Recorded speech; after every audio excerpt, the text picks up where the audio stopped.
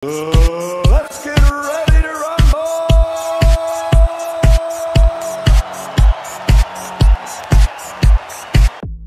Hello mga idol, for today's video pag-uusapan natin ang banat ni Floyd Mayweather dito kay Naoya Inoue. So mga idol, binanatan nga ni Floyd Mayweather si Naoya Inoue. Ang gusto ni Floyd Mayweather mga idol na lumaban sa Amerika si Naoya Inoue at ma-drug test ito.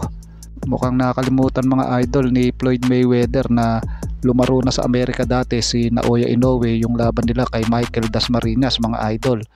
Mukhang hindi niya matanggap yung mga ganong ginagawa ni Naoya Inoue mga idol. Kanino pa nga ba magmamana? Di siyempre kinuha lang yung style niya, diba mga idol? Baka ang gusto ni Mayweather mga idol siya lang ang gumagawa ng ganon, ayaw nang may susunod sa kanyang yapak. John Ryder at Jaime Munguia mga idol, malapit na ang laban January 27. So isa sa mga aabangan nating laban ito mga idol.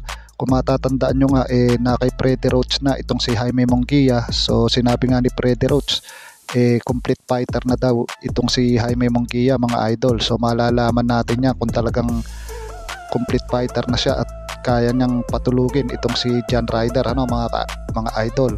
So pagka nanalo siya dito baka malamang hamunin niya itong si Canelo Alvarez mga idol. So kaya abangan natin.